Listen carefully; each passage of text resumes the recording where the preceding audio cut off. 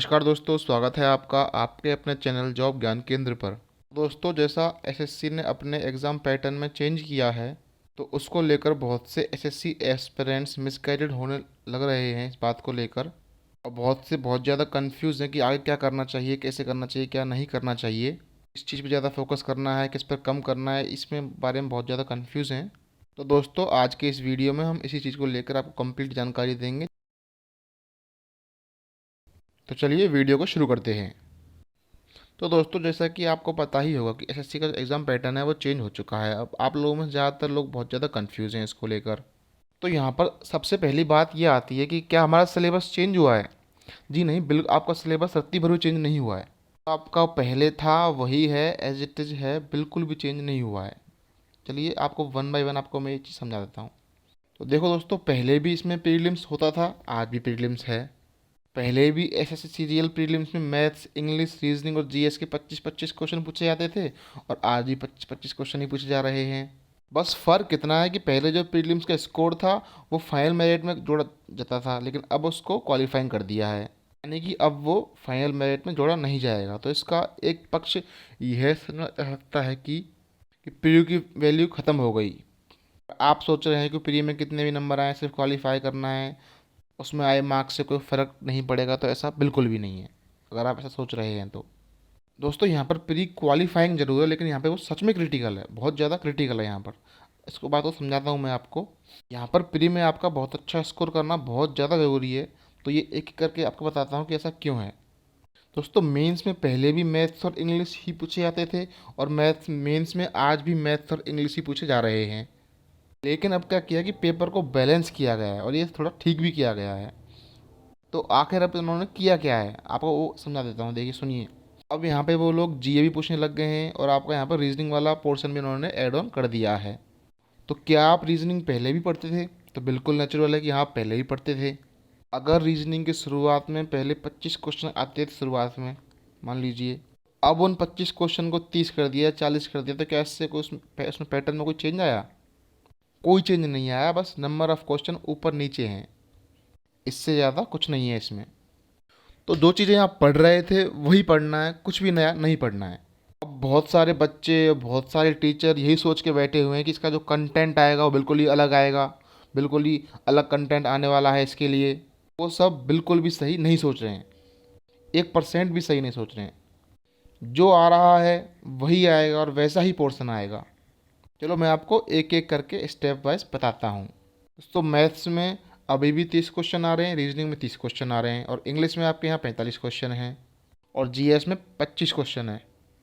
यहाँ पर आपका जो रीजनिंग और जीए वाला जो पार्ट है ये जरूर बढ़ गया है, लेकिन इससे भी एसएससी वाले बच्चों को फ़ायदा ही हुआ है, इसमें उनका कोई नुकसान नहीं है। आप इस बात को समझिए, अब आपकी जो तैयारी है वो एक बैलेंस रूप में आगे जाएगी। पहले क्या होता था कि जिन बच्चों की मैथ्स और इंग्लिश स्ट्रॉन्ग है, सिर्फ वही आखिर में जाकर सिलेक्शन ले पाते थे। अब जिनकी मैथ्स और इंग्लिश अच्छी है उनको तो रहना ज़रूरी ही है, बिना मैथ्स और इंग्लिश के तो कुछ होगा ही नहीं। लेकिन जो बच्चे थोड़ी बहुत कसर रह जाती थी उसको पूरा करने के लिए, तो उसके लिए रीजनिंग और जनरल अवेयरनेस आपको एक एक्स्ट्रा सब्जेक्ट दे दिया है, जिससे कि आप उसमें थोड़ा एक हेल्पिंग सब्जेक्ट दे दिया है, जहाँ से आप थोड़ा उम्मीद से बेहतर अपना, यानी कि उम्मीद से बेहतर परफॉर्म कर पाएंगे। अब आते हैं यहाँ पर अगली बात है कि मैथ्स में आपके 30 क्वेश्चन घट गए या 30 क्वेश्चन हो गए, तो क्या इससे मैथ्स की वेटेज कम हो गई? क्या हमको मैथ्स कम पढ़नी पड़ेगी अब? या फिर इंग्लिश में पहले आपके बहुत ज़्यादा क्वेश्चन होते थे प्री और मेंस को मिला के, लेकिन अब यहाँ पे मेंस में सिर्फ 45 क्वेश्चन कर दिए हैं, तो क्या इसकी वेटेज कम हो गई? बिल्कुल नहीं हुई, बिल्कुल भी वेटेज कम नहीं हुई। तो दोस्तों, आप सब लोग जानते हो कि आज के समय में जो फाइनल मेरिट लिस्ट बननी है तो इन दोनों सेक्शन से बननी है, सेक्शन 1 और सेक्शन 2। सेक्शन 3 में आपका कंप्यूटर नॉलेज है, जो कि आपका क्वालिफाइंग है। और आपकी जो कंप्यूटर नॉलेज है वो अब आज से पहले भी आ रही थी। आप जीएस का अपना कोई सा पेपर उठा के देखिए, हर पेपर में 25 में से एक क्वेश्चन या दो क्वेश्चन कंप्यूटर बेस्ड रहता ही रहता है। अब क्या किया, उस चीज़ को थोड़ा स्पेसिफाई कर दिया है, उसमें नंबर ऑफ क्वेश्चन 20 कर दिए हैं, है क्वालिफाइंग नेचर का। तो इतनी बड़ी समस्या ये आपके लिए नहीं है। तो दोस्तों, एक बात बताओ, जिन बच्चों को ये समस्या है कि मैथ्स का वेटेज घट गया, तो मुझे आप एक बात बताओ, यहाँ पे जो जीए जनरल अवेयरनेस का जो ये पोर्शन है, क्या यहाँ पर आप 100% जा सकते हो? क्या यहाँ पर आप फिर से फुल मार्क्स ला के लेके आ सकते हो? फिर इंग्लिश लैंग्वेज एंड जो कॉम्प्रीहेंसन है, क्या आप इसमें 100% कर सकते हो? क्या यहाँ पर स्कोर करने की जो क्षमता है वो 100% तक पहुँचा जा सकती है? किसी भी बेहतरीन से बेहतरीन स्टूडेंट की जीएस में क्या 100% पहुँच सकता है? क्या आप इस स्थिति में हैं कि यहाँ पर अब मैथ्स और जो रीजनिंग वाला सेक्शन 1 है, इसमें आप 1% भी कम लूज़ करने की सोच रहे हो या कम करने की सोच रहे हो? क्या आप इस सिचुएशन में हैं? बिल्कुल भी नहीं। जी हाँ, बिल्कुल भी नहीं होंगे। तो दोस्तों, आपका जो मैथ्स और रीजनिंग है वो ऐसा पोर्शन है जिसके अंदर आप 100% स्कोर करेंगे। जी हाँ, मैथ्स और रीजनिंग के अंदर आप 100% स्कोर करेंगे। और जो आप पढ़ रहे हैं उतना ही पढ़ना है। बहुत ज़्यादा चेंज या वेरिएशन बिल्कुल भी नहीं है। अगर आप कंटेंट वाइज बात करें, जो मैथ्स का जो पुराना सिलेबस था, जो अभी का सिलेबस है, उसमें रत्ती भर भी फ़र्क नहीं है, सिर्फ एक नाम जोड़े गए हैं। अब आप मुझे एक बात बताइए, जो प्रोबेबिलिटी के क्वेश्चन है वो पहले क्या एसएससी सीएचएसएल में नहीं पूछे गए हैं? सीजीएल प्रीमियम प्रोबेबिलिटी के क्वेश्चन पहले नहीं पूछे गए हैं? आज से पहले एसएससी ने कभी भी नोटिफिकेशन में नहीं दिया कि ये मीन मोड वाले क्वेश्चन पूछने वाले हैं। तो आप बताओ, को मीन और मोड के क्वेश्चन पूछे कि नहीं पूछे? इसी में बकायदा पूछे गए हैं क्वेश्चन। बस जो चीज़ें पहले से पूछी जा रही हैं उनका बस नाम ही तो लिखा है। इस बार उन्होंने स्टेट्स वाले पोर्शन की चीज़ें स्पेसिफाई कर दी हैं, जो पहले भी आ रही थी और अभी भी आ रही हैं, बस नाम ही तो दिया है। तो मेरे दोस्तों, आप एक बात बताओ, क्या आप 1% भी तैयार हो इस मैथ्स के पोर्शन को 1% भी कम करने के लिए, इसकी तैयारी को 1% भी कम करने के लिए? कि भाई मैथ्स में 30 क्वेश्चन की बजाय हम 25 क्वेश्चन कर लेंगे तो हमारी बात बन जाएगी, हमारा काम बन जाएगा। सेक्शन 1 में नहीं है, बिल्कुल भी नहीं है। क्योंकि यही वो सब्जेक्ट है, यही वो सेगमेंट है जहाँ पे आप 100% स्कोर की तैयारी कर सकते हैं। जी हाँ, 100% स्कोर की तैयारी। क्या आप जीएस में या फिर कभी इंग्लिश में 100% स्कोर ला सकते हैं? बहुत मुश्किल काम है, या मैं कहूँ लगभग असंभव के आसपास का काम है। मेरा मतलब है कि जो पहला आपका सेक्शन 1 है, जिसमें मैथ्स और रीजनिंग है, ये तो आज भी अपना वेटेज रख रहे हैं। आज भी सिलेक्शन के लिए जो इन दोनों में स्ट्रांग है, सेक्शन 1 में मैथ्स और रीजनिंग में, खासकर मैथ्स में स्ट्रांग है, वो हर एक बच्चा सिलेक्शन लेके जाएगा। भाई यहाँ पर रीजनिंग आपका एक सब्जेक्ट ऐसा है जिसकी अगर 2 से 3 महीने लगातार तरीके से तैयारी कर ली जाए तो आराम से सिलेक्शन ले सकता है बच्चा। और यहाँ पर आप इस गलत फहमी में बिल्कुल भी ना रहें कि रीजनिंग के अंदर धरती और आसमान का अंतर लेके आने वाले हैं, ऐसा कुछ भी नहीं है। ऐसा बिल्कुल नहीं होने वाला। चीज़ें जैसी हैं लगभग वैसी ही रहेंगी। यहाँ पर टाइम गैप बढ़ाया गया है, इसलिए क्वेश्चन को थोड़ा सा कैलकुलेटिव स्टेज पर लेके चले गए हैं। और मैथ्स की बात करें तो मैथ्स में मेंस में हमको ज़्यादा टाइम मिलता था, हमें कम टाइम मिलने लग रहा है यहाँ पे। तो मेरी बात आप समझ रहे हो या नहीं समझ रहे? तो आप इस बात को बिल्कुल ही मत मानिए, चाहे कोई कुछ भी कहे कि अब रीजनिंग में सिलेबस बहुत ज़्यादा चेंज होने वाला है। बिल्कुल भी कुछ भी चेंज नहीं होने वाला। आप बिल्कुल भी परेशान मत होइए। रीजनिंग का जो सिलेबस आ रहा था लगभग वैसा ही सिलेबस होगा। 15 से 20% का वेरिएशन होने के चांसेस हैं बस। मैथ्स में जो आ रहा है उतना ही आएगा। बस मैथ्स वाले बच्चों के लिए एक दिक्कत की बात है, वो मैं आपको अभी बता देता हूँ कि दिक्कत कहाँ होने वाली है उनको। और यहाँ इंग्लिश लैंग्वेज में बहुत सालों से गवर्नमेंट ऑफ इंडिया के सामने एक दिक्कत आ रही थी कि जो बच्चों का हम सिलेक्शन करते हैं, आज के टाइम पे आप सारे बच्चे जानते हैं कि जितने भी सिलेक्शन होते हैं, आज के टाइम पे जितने बच्चों को ज्वाइन करना है उन सब बच्चों को इंस्पेक्टर पोस्ट पे ज्वाइन करना होता है, या फिर आपका एएसओ यानी कि असिस्टेंट सेक्शन ऑफिसर पोस्ट पे ज्वाइन करना होता है। और वहाँ पर इनिशियल स्टेज पर ही उनके सामने बहुत सारे गवर्नमेंट सर्कुलर आना स्टार्ट हो जाते हैं। और बहुत बार ऐसा देखा गया है कि बच्चों की समझ इंग्लिश में उस रूप में विकसित नहीं हो पाई कि वो जिस रूप में वो चाहते हैं। बच्चा यहाँ पर एग्जाम रटता चला गया और उसी के बिहाफ पर वो एग्ज़ाम क्वालिफाई करता चला गया, जिसकी रिक्वायरमेंट गवर्नमेंट ऑफ इंडिया को थी ही नहीं, उस पर्टिकुलर डिपार्टमेंट को थी ही नहीं। उनको रिक्वायरमेंट थी कि बच्चे की रीडिंग हैबिट अच्छी हो, रीडिंग की समझ अच्छी हो, रीडिंग स्किल्स अच्छे हों। इसलिए इस बार उन्होंने इंग्लिश आपके पोर्शन में रीडिंग कॉम्प्रीहेंशन को ज़्यादा बढ़ावा दिया है। और वो एक टाइम की डिमांड थी भी, यानी कि रीडिंग वाले पोर्शन को उनको बढ़ाना था भी, जो बढ़ा भी दिया उन्होंने। और कॉम्प्रीहेंशन पोर्शन को बढ़ा भी रहा था और अब भी बढ़ाएंगे वो लोग। और आपका लेवल वही रहना है जो लगभग है, जैसे इंग्लिश वाले टीचर पहले पढ़ा रहे थे, जिस समझ से पढ़ा रहे थे लगभग उसी समझ से ही आपको इंग्लिश लैंग्वेज को पढ़ना है अब भी। तो चलिए अब यहाँ पे आते हैं, आपको जीएस पे आते हैं।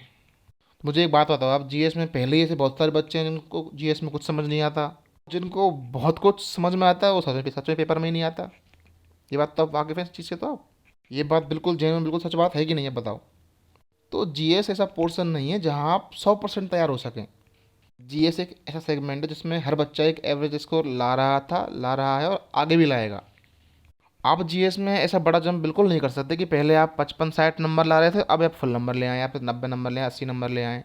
ये पॉसिबल तो है लेकिन बहुत बहुत मुश्किल काम है ये।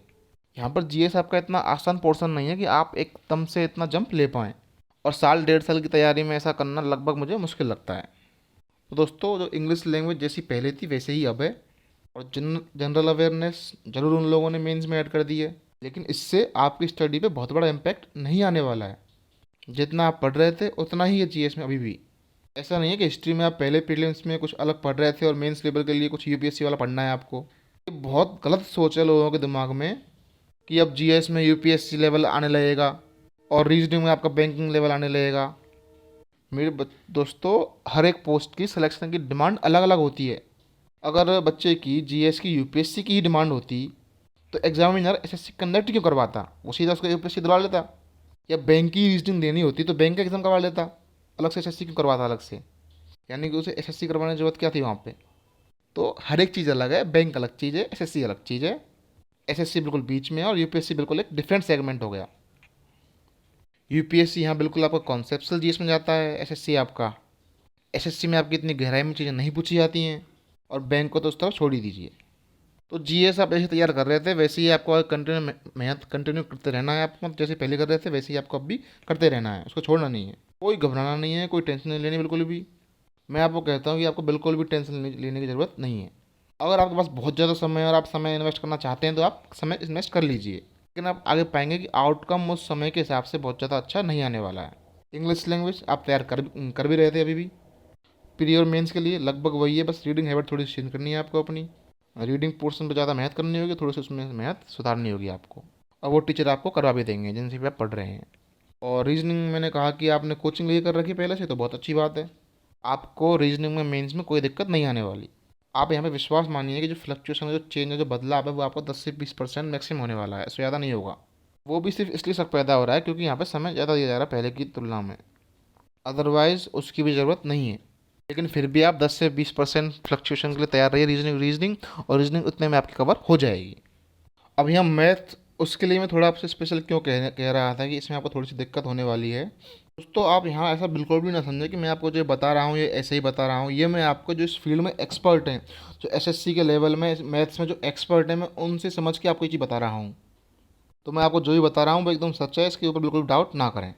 तो बात करें यहाँ मैथ्स की, तो मैथ्स के लिए मैं आपको ऐसा क्यों बोल रहा था, क्योंकि मैथ्स में क्या है कि यहाँ पर मैथ्स में उन्होंने 30 क्वेश्चन दे दिए। अब मैथ्स में 30 क्वेश्चन है, ये एक तैयारी करने वाले बच्चे के लिए बहुत ज़्यादा दिक्कत देने वाला है। क्योंकि कारण क्या है कि मैं अगर ये जानना चाहूँ कि मैं अगर सिर्फ ये बात जानना चाहूँ कि किसी बच्चे को ज्योमेट्रिकल कंसेप्ट अच्छे से आते हैं या नहीं आते, तो आज तक ऐसा कोई मेथड तैयार नहीं हुआ जिसके बिहाफ पे मैं ये कह दूं कि बच्चे की 1 या 2 क्वेश्चन के हिसाब से बोल दूं, बच्चे ने क्या 2 क्वेश्चन कर दिए, कि इसके अकॉर्डिंग बिहाफ पे मैं बोल दूं कि इसको मैथ्स अच्छे से आती है या नहीं आती, उसको ज्योमेट्री अच्छे से आती है या नहीं आती। ये कह देना मेरे लिए बहुत बहुत गलत बात होगी। ये 30 क्वेश्चन दे दिए, इसमें समस्या ये है कि हम जो चैप्टर वाइज जो बांट रहे हैं, यहाँ पर इतने सारे चैप्टर हैं, तो यहाँ पे किस किस चैप्टर से कितने कितने क्वेश्चन आ सकते हैं। तो वहाँ हमारे लिए बड़ी मुश्किल की बात होती है कि हम ज्योमेट्री पढ़ रहे हैं, काफ़ी अच्छा लेंदी पोर्शन पढ़ने लग रहे हैं, और पता चल रहा है कि ज्योमेट्री में 30 क्वेश्चन में से सिर्फ यहाँ पर ज्योमेट्री के 1 या 2 क्वेश्चन ही आ रहे हैं वहाँ पर। तो वहाँ हमें समझना पड़ेगा कि अब हमें उस चीज़ को बहुत डिटेल में पढ़ना है। क्योंकि मैं आपको एक छोटे से एग्जाम्पल से समझाता हूँ। यहाँ पर आपका 2017-18 से पहले जो आपका कोऑर्डिनेट ज्योमेट्री चैप्टर होता है, उसमें किसी किसी उसमें कोई एक क्वेश्चन आ गया तो आ गया, वरना किसी किसी पेपर में क्वेश्चन नहीं भी आते थे। ऐसा पहले बहुत बार होता था। लगभग 2018 के पेपर की मैं बात कर रहा हूँ। लेकिन 2018 में ऐसा हुआ कि 25 क्वेश्चन में से 5-5 6-6 क्वेश्चन, ये 5-5 6-6 क्वेश्चन एक ही चैप्टर के डाल दिए। यानी कि लगभग आपके कोऑर्डिनेट ज्योमेट्री से ही लगभग 5 से 6 क्वेश्चन डाल दिए आपके पेपर में। बताओ, यहाँ पर आपको सिर्फ ये समझा रहा हूँ कि एक चैप्टर के वेटेज को कितना भयंकर लेवल पे बढ़ाया जा सकता है और कितना भयंकर लेवल पे घटाया जा सकता है। अगर ऐसा कोई भी मूड यहाँ पर एग्जामिनर का हो गया, किसी एक चैप्टर का वेटेज घटाने पे आ गया या फिर बढ़ाने पे आ गया, वो बहुत बड़े लेवल पर तूफान क्रिएट कर देगा बच्चे के लिए।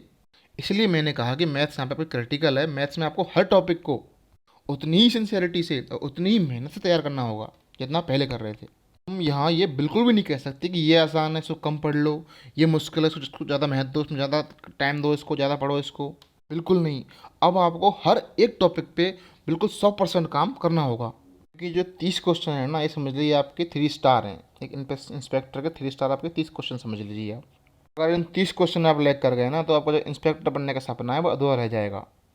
रीजनिंग में लगभग हर बच्चा 100% क्वेश्चन फोड़ेगा।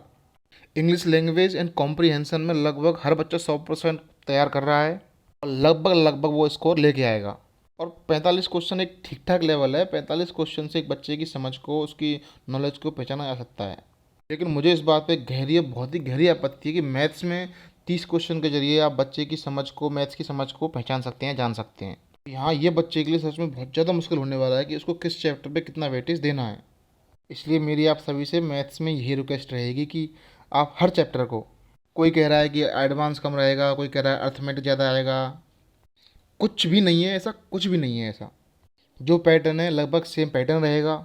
आप ये बिल्कुल मत मानिए कि एडवांस ख़त्म हो जाएगा, फिर एडवांस बहुत ही ज़्यादा तुर्रम तरीके से आएगा, ऐसा बिल्कुल नहीं है। जैसे आ रहे हैं वैसे ही आएगा। यहाँ पे समस्या है 30 क्वेश्चन। जी आपको 30 क्वेश्चन समस्या है यहाँ पर। 30 क्वेश्चन से आपको जज कैसे करेंगे कि आपको मैथ्स आती है नहीं आती।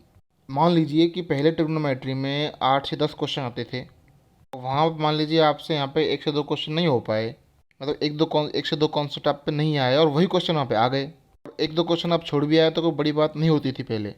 अब अगर आपके ट्रिग्नोमेट्री से आए ही क्वेश्चन 1 से 2, वो 1 से 2 वही कंसेप्ट आ गया जो आपने नहीं पढ़े, आप या आपने इसको पढ़ते समय टाइम स्किप कर दिया था, या आपकी तैयारी उस लेवल पे नहीं हो पाई जिस लेवल पे और दोस्तों ने, आपके बाकी साथियों ने की, तो आपके लिए यहाँ दिक्कत बड़े लेवल पे क्रिएट होने वाली है। नंबर ऑफ क्वेश्चन 30 है ना, ये आप ये मान लीजिए कि आपके सिलेक्शन के लिए सबसे जो मेन अहम काम इनका ही होगा, मेन मेन इनका ही होने वाला है। इसमें इन 30 क्वेश्चन में बहुत फंसेंगे और बहुतों की नैया पार भी होगी सिर्फ इन 30 क्वेश्चन में।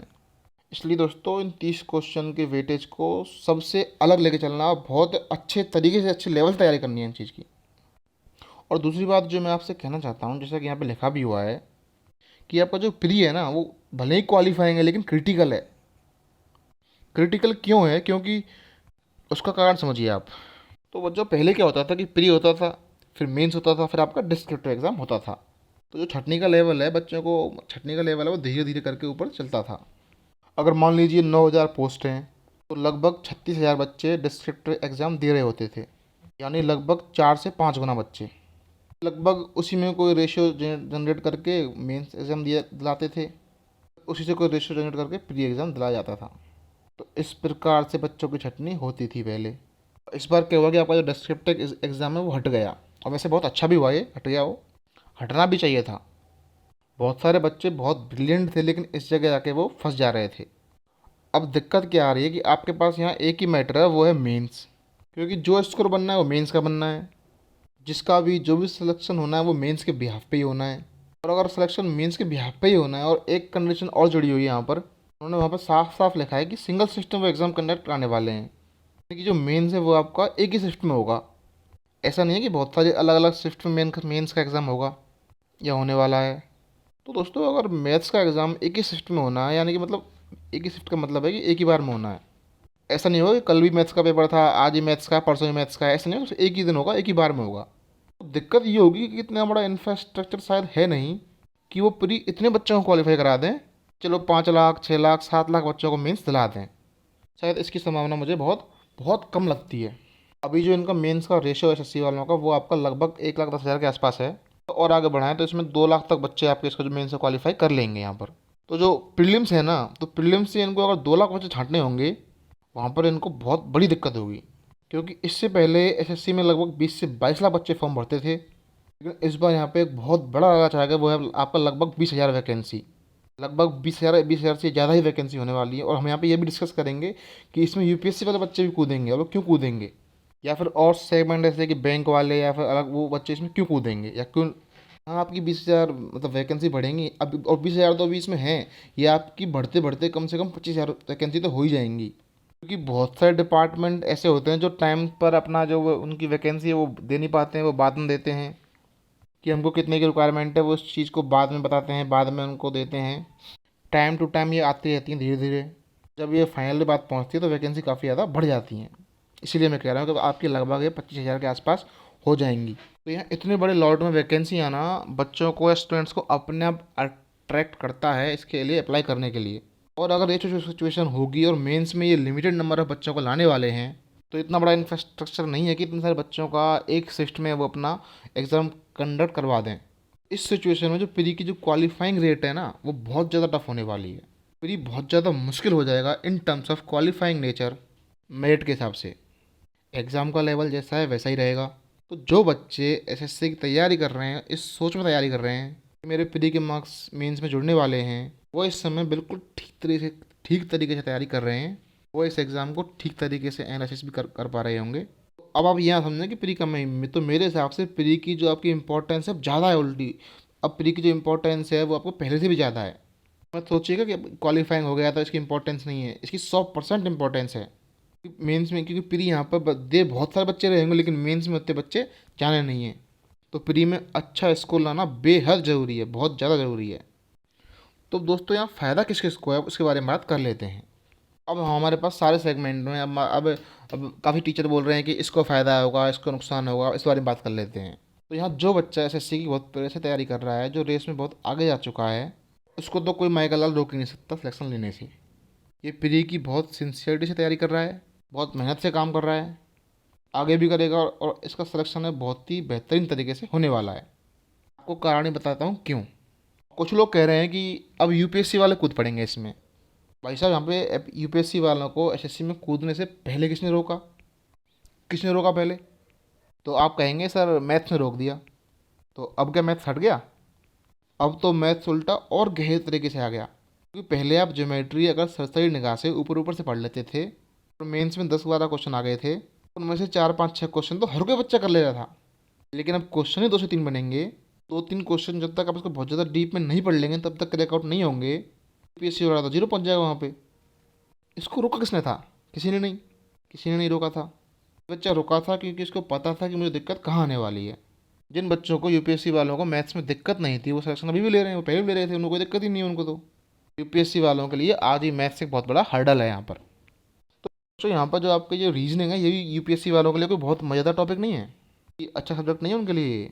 आप सब जानते हैं कि सी सेट एसएससी वाले बच्चों के लिए हेलो वाली चीज़ है। खासकर उनमें मैथ्स और रीजनिंग वाला पोर्शन बहुत आसानी से एसएससी वाले बच्चे कर लेते हैं उसको क्लियर। इसके लिए यहाँ पर आज भी वो दिक्कत है। हाँ, इसको यहाँ पर एक चीज़ है, इंग्लिश में बहुत अच्छा फ़ायदा है। खासकर वो बच्चे जो इंग्लिश की तैयारी कर रहे हैं यूपीएससी की, यहाँ पर जो इंग्लिश मीडियम से पढ़े हुए हैं, उनकी कोई दिक्कत यहाँ पे होने वाली है नहीं इसमें। और हिंदी मीडियम वालों के लिए बहुत मुश्किल काम हो गया यहाँ पे। और चौथा हमारा पोर्शन रहा यहाँ पर जीएस। तो नो डाउट, इसमें कोई डाउट नहीं है कि यूपीएससी वाले एसएससी वालों से ज़्यादा अच्छा परफॉर्म करेंगे जीएस में। अब दूसरी चीज़, अब बहुत सारे बच्चे बोल रहे हैं कि यहाँ पर बैंक वाले बच्चों की इसमें कूदने की संभावना है, वो भी इसमें अप्लाई करेंगे, वो भी इसके अंदर आएंगे एसएससी के अंदर। तो भाई यहाँ बैथ्स वालों को, बैंक वालों को इसके अंदर आने के लिए आज तक कौन रोक रहा था? बैंक वाले तो पहले भी अप्लाई कर रहे थे। कौन रोक रहा था उनको बताओ? आज भी कर रहे हैं, पहले भी कर रहे थे, आगे भी करेंगे वो तो अप्लाई। यहाँ पर मैथ्स में एक पोर्शन होता है जिसे हम बोलते हैं एडवांस। तो यहाँ पे हो जाते थे वो नील बटे सन्नाटा ऐसे बैंक वाले बच्चे। जो बैंक वाले बच्चे हैं वो आपके एडवांस पोर्शन पे आके आगे भी नील बटे सन्नाटा ही रहेंगे, और पहले भी थे। इसका मतलब बैंकिंग वालों के लिए एसएससी एक गहरा कुआं पहले भी था, और आगे भी एसएससी एक गहरा कुआं ही बना रहेगा बैंकिंग वाले बच्चों के लिए। क्योंकि अगर आप इंटेलेक्चुअली इतना नहीं सोच पा रहे हैं कि मैथ्स के 30 नंबर के वेटेज, रीजनिंग के 30 नंबर के वेटेज, या इंग्लिश की 30 नंबर के वेटेज से, या जीएस की 30 नंबर के 30 क्वेश्चन के वेटेज से कहीं लाख गुना ज़्यादा है। क्योंकि रीजनिंग में लगभग हर बच्चा अच्छा स्कोर कर रहा होगा, और मैथ्स में जिसका सबसे अच्छा स्कोर होगा वही सिलेक्शन की तरफ होगा, और मैथ्स में जिसका सबसे बढ़िया स्कोर होगा वही सिलेक्शन की तरफ होगा। इस बात को ध्यान रखना। तो बैंक वाले जो खुश हो रहे हैं कि अगर आपका मैथ्स बहुत ज़्यादा अच्छा है, पहले से की भी तैयारी कर रहे हैं, जो एसएससी की तैयारी कर रहे हैं, उनका मैथ्स अच्छा है, उनका सिलेक्शन होता है, पहले भी हुआ था, अभी होगा उनका। तो उनको कोई दिक्कत है नहीं, उनका अभी भी होगा सिलेक्शन उनका। तो दूसरी बात पे आते हैं कि उनकी जो जीएस है वो शायद उनका इतनी सिंसियरिटी से नहीं होता जितना एसएससी वालों का होता है। फिर भी हम अगर बैंक वालों के लिए बात माना, चलो वो इसको कर लेंगे, लेकिन फिर भी यहाँ पे जो उनको मैथ्स से एडवांस है, इसकी तैयारी उनको दोबारा से जीरो लेवल से करनी होगी इसमें सिलेक्शन पाने के लिए। तो इंग्लिश मान लेते हैं उनके लिए कि वो पढ़ते ही हैं, रीजनिंग मान लेते हैं वो पढ़ लेंगे, जीएस भी मान लेते हैं, टकाटक आपस में मिल जाएंगे, पढ़ लेंगे। लेकिन एडवांस मैथ्स के लिए उनको दोबारा से पढ़ना पड़ेगा जीरो से। अब आप कहोगे कि एडवांस मैथ्स पढ़ लेंगे तो क्या बिगड़ जाएगा उनका, पढ़ लेंगे वो तो। अरे मेरे भाई, अगर उनके लिए एडवांस मैथ्स पढ़ना आसान होता तो पहले नहीं पढ़ लेते वो। पहले कोई लिट लेके थोड़ी खड़ा था एसएससी में कि भाई जिसको एडवांस मैथ्स नहीं आता उसको अंदर नहीं आने देंगे। सबके लिए वेलकम था वो तो वहाँ पर पहले भी। उनको एडवांस मैथ्स नहीं आती थी, इसलिए वो खुद चुनते थे वो। अब यहाँ चौथा क्वेश्चन आता है आपका कैट का। कैट वाले बच्चे हैं जो कैट की तैयारी कर रहे हैं, तो ये कैट वाले बच्चे अब एसएससी में कूदेंगे और उनका सिलेक्शन होगा धन धनाधन। सरासर गलत चीज़ है, बिल्कुल भी सही नहीं है, बिल्कुल गलत बात है। ऐसा बिल्कुल भी नहीं होने वाला। आप देखो, अर्थमेटिक और एडवांस दोनों अलग अलग पोर्शन है। अर्थमेटिक कैट वाला को बहुत अच्छा रहता है, डीआई वाला पोर्शन बहुत अच्छा रहता है। कैलकुलेशन शायद वो एसएससी वालों से थोड़ी ठीक करना जानते होंगे। ये जो एडवांस का पोर्शन है वो तो उनको नहीं आता ना। और दूसरी बात, जो कैट का लेवल 5 से 6 साल, आज से 5 से या 6 से, आज से 5 या 6 साल पहले था, आज का अगर आप कैट का लेवल देखो तो लगभग एसएससी के बराबर है। अभी जो कैट का लेवल है वो लगभग एसएससी के बराबर है, क्योंकि एसएससी पढ़ने वाले बच्चे और एसएससी के लिए पढ़ाने वाले जो टीचर हैं उन्होंने एसएससी का लेवल है बहुत ज़्यादा ऊपर लेके आ दिया है उसको। उसका लेवल आप खुद देखो कि आज से 5 साल 6 या 10 साल पहले कहाँ लेवल था और आज का लेवल कहाँ आ चुका है। तो वो लगभग कैट के बराबर आ चुका है। इसलिए इनके पास खुली चुनौती चुनौती पहले भी थी, आज भी और आगे भी रहेगी कैट वाले बच्चों के लिए। एसएससी वाले बच्चों को बीट नहीं कर पाएंगे कैट वाले बच्चे, एडवांस मैथ्स को नहीं बीट कर पाएंगे।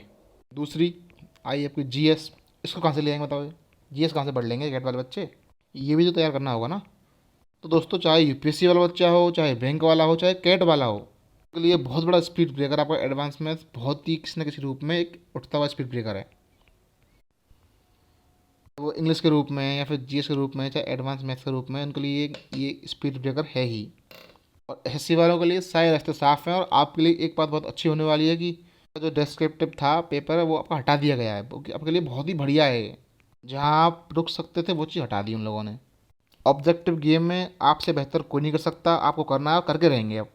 आप ये मत सोचिए कि एक क्वेश्चन 3 नंबर का हो गया तो इससे उस क्वेश्चन का महिमंडल इतना बड़ा कर दें कि आप उसको बहुत टाइम दे रहे हैं, बहुत टाइम लगाना पड़ रहा है उसमें, हद से ज़्यादा। मेरे भाई, क्वेश्चन वही है पहले वाला ही। पहले भी 1 मिनट मिलता था, बल्कि अब तो 1 मिनट से थोड़ा ज़्यादा मिनट मिल रहा है। और एक ही क्वेश्चन है तो मैं उसके 20 नंबर जोड़ लूँ या फिर मैं उसके 3 नंबर जोड़ लूँ, वो नंबर ऊपर नीचे होने से उसका वेटेज खराब नहीं हो रहा, वेटेज तो उसका उतना ही रहेगा। हमको यहाँ पर कोई 10th क्लास का एग्जाम देने नहीं जा रहा है कि आपने कम लिखा है तो आपको कम देंगे, ज़्यादा लिखा ज़्यादा नंबर देंगे आपको। क्वेश्चन अपने आप में वही है जो पहले थे। अब यहाँ आपको मेरी तरफ से सलाह क्या है कि उन्होंने क्या किया कि जैसे मैथ्स है, मैथ्स में लोगों ने क्या किया कि प्रोबेबिलिटी आपको अलग से यहाँ पे स्पेसिफाई कर दिया है प्रोबेबिलिटी को, कि प्रोबेबिलिटी आपको करनी है। लेकिन क्या इससे पहले क्वेश्चन नहीं आते थे प्रोबेबिलिटी के? आ रहे हैं। क्या मीन मोड मीडियन के क्वेश्चन पहले नहीं आ रहे थे? आ रहे थे, अब भी आ रहे हैं। तो वही इन्होंने स्पेसिफाई कर दिया है बस। अब थोड़ा सा स्पेसिफाई कर दिया है तो थोड़ा सा अच्छे से पढ़ लेंगे। इन बच्चों का मैथ्स ठीक है, उनको मीन मोड मोडियन में कौन दिक्कत पैदा करने वाला है? कोई दिक्कत पैदा नहीं होगी, बिल्कुल नहीं होगी। तो मैथ्स में अब यहाँ कोई भी चेंज नहीं है बिल्कुल भी। एग्ज़ाम का लेवल ही वैसे ही रहेगा लगभग।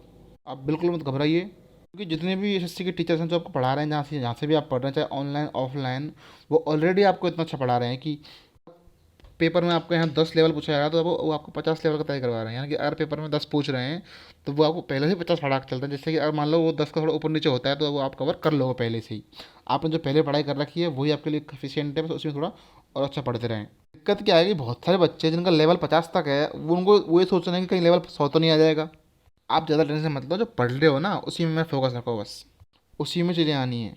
आप घबराइए मत, बस चीज़ों को थोड़ा कंसेप्चुअली सीखना शुरू कर दो, ना कि सवाल ओरिएंटेड। क्योंकि अब नंबर ऑफ़ क्वेश्चन कम हो गए, और अगर नंबर ऑफ़ क्वेश्चन कम हुए तो इसका इम्पैक्ट कंसेप्चुअल पार्ट पे बहुत ज़्यादा चला जाएगा। इसी पे फोकस रहिए। जो थोड़ा बहुत चेंजेस है कंसेप्चुअल पार्ट का और इन सब चीज़ों का, वो आप कर लोगे। और यहाँ बात करें रीजनिंग की, तो यहाँ पे हम बोल सकते हैं कि आपका 10 से 20% का फ्लक्चुएशन या ऊपर नीचे क्वेश्चन में हो सकता है लेवल में, तो भी आप आसानी से कर लोगे, क्योंकि आपकी तैयारी पहले से ही उतनी अच्छी है, आप कर लोगे आसानी से। तो इस बात में कोई ये ना समझे कि इस साल रीजनिंग वही है जो पहले से पढ़ रहे थे। जो भी आप पढ़ रहे हो, जहाँ से भी आप पढ़ रहे हो, लगभग उसी रेंज का आएगा, उससे ऊपर नहीं आने वाला। अब बात करें यहाँ इंग्लिश की, तो इंग्लिश जो आपकी है उसमें आपका रीडिंग पोर्शन जोड़ा गया है। रीडिंग पोर्शन आपका बहुत बढ़ने वाला है आपका यहाँ पर। और रीडिंग पोर्शन पे आप मेहनत करिए, और मेहनत करिए कि रीडिंग पोर्शन अच्छा पढ़िए, कॉम्प्रिहेंशन अच्छा करिए, तो उसके यहाँ पे आपका स्कोर अच्छा आएगा। लेकिन फिर भी आज भी इंग्लिश का सिलेबस वही है जो पहले था। अब बात करें यहाँ पे जीएस की, तो जीएस में कोई बहुत बड़ा ड्रामेटिक चेंज नहीं है। जैसा पहले था वैसा ही अब है। प्री और मेंस दोनों का जो सिलेबस अगर आप नोटिस में देखेंगे, जैसे कि उस नोटिस के अंदर आया हुआ है एसएससी वाले नोटिफिकेशन में, मैंने एक चीज़ को पढ़ा था, वो हूबहू वर्ड टू वर्ड सेम है, उसमें कोई भी चेंज नहीं है, वैसा ही रहना है। आप बिल्कुल भी मत घबराइए इस बारे में। अब दूसरी बात यह है कि पहले यहाँ पे जो एक टाइप स्कोर होता था, मान लीजिए 105 या 105 बहुत सारे बच्चों के नंबर आ रहे हैं, मान लीजिए पहले 400 बच्चों के 105 नंबर आ गए रिजल्ट में पहले एग्ज़ाम में। किसी को रिक्वायरमेंट है कि उनको 105 नंबर वाले मात्र 150 बच्चे चाहिए। इसकी छटनी कैसे हो, इसके बड़े खतरनाक नियम होते थे पहले। अब इन्होंने यहाँ पर एक बहुत अच्छा काम कर दिया। अब हम इनकी छटनी करेंगे कि इन 400 में से कौन से 150 बच्चे लेने हैं अपन को जिनके सबके नंबर सेम है, उसमें उन्होंने बहुत अच्छा काम किया कि भैया क्या है कि जो सेक्शन 1 है ना, इसमें जो मैथ्स का स्कोर है, कुल मिलाकर सेक्शन 1 में मैथ्स और रीजनिंग है, इसमें आपका इसमें किसके ज़्यादा मार्क्स हैं, जिसके सेक्शन 1 में ज़्यादा मार्क्स होंगे उसको प्रायोरिटी देंगे और उन पहले 150 बच्चों को वहाँ पे वो सेलेक्ट करेंगे 400 में से। मतलब नंबर मान लीजिए सबके 105 हैं, लेकिन पहले वो 150 बच्चों को लिया जाएगा जिन बच्चों के सेक्शन 1 में मार्क्स ज़्यादा हैं।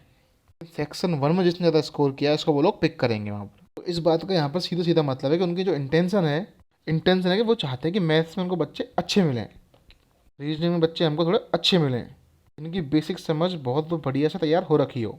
अब यहाँ दूसरी बात, जो डॉक्यूमेंट वेरिफिकेशन है आपका, यहाँ पर आप डिटेल में पढ़ेंगे तो अब ये क्या कर दिया उन लोगों ने, पहले तो एक जगह होता था, अब उन्होंने क्या कर दिया कि इसको हर डिपार्टमेंट को अलग अलग दे दिया। जैसे कि आप जिस भी डिपार्टमेंट में आपकी नंबर आता है उस डिपार्टमेंट में जाकर ही आपका डॉक्यूमेंट वेरिफिकेशन होगा। अब यह काम एसएससी नहीं करेगी। जैसे मान लीजिए आपका अगर इनकम टैक्स डिपार्टमेंट में सिलेक्शन हुआ है तो अब आपका जो डॉक्यूमेंट वेरिफिकेशन है वो आपका इनकम टैक्स डिपार्टमेंट को दे दिया गया है। एसएससी सिर्फ एग्ज़ाम कंडक्ट कराने तक रहेगा। इसका फ़ायदा हम लोगों को ये मिलेगा कि एसएससी के ऊपर से एक काम हट गया, तो एसएससी अब आपका जो एग्ज़ाम वगैरह है वो टाइम से कंडक्ट करवाएगा, यानी कि सारे एग्ज़ाम टाइम से होंगे और आपका जो रिजल्ट वगैरह है वो टाइम से आ जाएगा। जल्दी जल्दी से सारी चीज़ों के प्रोसेस पूरे होते रहेंगे एसएससी के अंदर। बाकी जितना भी टाइम लगता था आपके सिलेक्शन के बाद में, वो सारा काम डिपार्टमेंट के अंदर लगेगा, उस पर्टिकुलर डिपार्टमेंट के अंदर जिसमें आपका सिलेक्शन हुआ है। यहाँ जो पोस्ट प्रेफरेंसेस हैं वो आपकी एक ही बार भरवाई जा रही हैं। आपको कौन सी पोस्ट चाहिए, कौन से आपको फर्स्ट प्रायोरिटी देनी है, कौन सी सेकंड प्रायोरिटी देनी है, ये आपकी एक ही बार भरवाई जा रही है। इसके लिए आप एक बार नोटिफिकेशन डिटेल में पढ़ लीजिए, आपने पढ़ लिया वो तो अच्छी बात है ना, और पढ़ लीजिए उसको। और नंबर ऑफ़ वैकेंसी वो आपको मैंने बता ही दिया कि बढ़ेंगे आपकी, यहाँ 20,000 बताई गई है, लेकिन ये लगभग 25,000 के आसपास पहुँच जाएंगी। यहाँ बात आई कंप्यूटर की, अगली चीज़ है कंप्यूटर। तो आप कंप्यूटर के लिए कोई विशेष यहाँ ध्यान मत दीजिए यहाँ पर इतना, आप बस एक किसी भी टीचर का कंप्यूटर का बैच ज्वाइन कर लीजिए कहीं से भी। करिए कि आपकी जो डेली की क्लास है वो आपको ज़्यादा नहीं, लास्ट 25 या आधे घंटे की आपकी क्लास हो डेली की। तो अगर आप मेरी बात पर विश्वास करें, क्योंकि जैसा कि इसका सिर्फ क्वालिफाइंग नेचर है, कि अगर आप 5 टोटल इन दिनों में 500 से 700 क्वेश्चन भी कंप्यूटर के अगर पढ़ लेते हैं, अगर उनको आप अच्छे से तैयारी कर लेते हैं तो आपका काम आसानी से बन जाएगा, आप उसको आसानी से क्वालिफाई कर लेंगे। अगर आप 20 से 25 मिनट डेली अगर कंप्यूटर पढ़ लेंगे तो 30 से 40 दिन के अंदर आपकी इतनी समझ हो जाएगी, आप इतना इसमें सीख जाएंगे कि आप इसमें क्वालिफाई इसको कर लें आराम से। बहुत हंसते खेलते नाचते कूदते इसमें आपका सिलेक्शन हो जाएगा, इस चीज़ में कंप्यूटर क्वालिफाई कर लेंगे। तो अब आते हैं यहाँ पर लास्ट पॉइंट पे कि आपको कैसे करना और करना क्या है, आपको करना क्या है आपको, है ना। जैसा आप पढ़ रहे थे, जो आप तैयारी कर रहे थे उसी को आप करते रहिए, इधर उधर उसकी बातें सुनने की जरूरत बिल्कुल भी नहीं है कि ऐसा हुआ वैसा होना है वैसा होना है। आपको जो पता है वैसा ही होना है, बस आप अपने हिसाब से पढ़ते रहिए, जो आप पढ़ रहे हैं पहले उसी हिसाब से उसी लय में उसी तरीके से लगे रहिए। आपने जो पहले माइंड सेट बनाया था कि मुझे प्री में दबा के स्कोर करना है, ज़्यादा से ज़्यादा मैक्सिमम करना है, वही माइंड सेट बना के रखिए। आपको अभी भी वही माइंड सेट चाहिए, आपको उसको नहीं बदलना है, क्योंकि जो प्री है अपने आप में बहुत ज़्यादा क्रिटिकल होने वाला है मेंस तक पहुंचने के लिए, और वहाँ बहुत सारे बच्चे फंसने वाले भी हैं। और दूसरी चीज़ मेंस के लिए, मेंस में कुछ नहीं बदल रहा है आपका, जीएस आप पहले जीएस पढ़नी है आपको, रीजनिंग आप पहले ही पढ़ रहे हैं अभी पढ़नी है आपको। अब यहाँ तीसरी चीज़ जो मैथ्स है आपकी 100% चीज़ें सेम है। कि आप जो भी कोर्स करते हो मैथ्स का, स्पेशल बैच लेते हो ऑनलाइन ऑफलाइन, उसमें क्या होता है आपका स्पेशल बैच होता है, तो उसमें वो लोग ऐसे नहीं कि सिर्फ प्री के पढ़ाते हैं, वो आपको प्री प्लस मेंस दोनों का पढ़ाते हैं एक ही बैच में। तो जिन बच्चों ने मैथ्स का कोचिंग ले रखी है, तैयारी कर रखी है, उनके लिए कोई दिक्कत है ही नहीं बिल्कुल इसमें, और जो सेल्फ स्टडी कर रहे हैं उनके लिए भी कोई दिक्कत नहीं है। और चौथा बच्चा इंग्लिश, तो इंग्लिश की भी आप जब भी आप ऑनलाइन या ऑफलाइन तैयारी कर रहे हैं वो आपके लिए सफिशियंट है। बस आप एक चीज़ पे ध्यान दीजिए कि थोड़ी सी आपको रीडिंग हैबिट है वो सुधारिए, बस थोड़ी सी उसको थोड़ा सा शार्प करिए, आप थोड़ा सा पढ़ना शुरू करिए उन चीज़ों को। तो ये था इसको एसएससी के नए पैटर्न के बारे को लेकर संपूर्ण जानकारी। अगर आप इसमें कुछ पूछना चाहते हैं, तो आपको कुछ भी डाउट है तो आप कमेंट में लिख के पूछें, आपके हर कमेंट का डाउट दिया जाएगा। और ये मैंने आपको जो कुछ भी बताया है, ये नहीं कि मैंने आपको ऐसे ही बता दिया, ये मैंने बहुत सारे टीचर्स की सुन के, बहुत सारे टीचर्स को समझ के ये आपको बताया पूरा पूरा मैंने। जो एसएससी के अंदर एक्सपर्ट हैं, जो टॉप हैं इस चीज़ के अंदर, उन टीचर्स को सुन के आपको मैंने ये चीज़ बताई है। तो ये थी आपकी बड़ी और बहुत ही इम्पोर्टेंट अपडेट। ऐसी ही और बहुत सी इम्पोर्टेंट अपडेट और इन्फॉर्मेशन के लिए चैनल को सब्सक्राइब जरूर करें। वीडियो में बने रहने के लिए बहुत बहुत धन्यवाद। मिलते हैं किसी और नई वीडियो में किसी नए टॉपिक और अपडेट के साथ। तब तक के लिए जय हिंद, जय भारत, राम राम, और आपका दिन शुभ हो।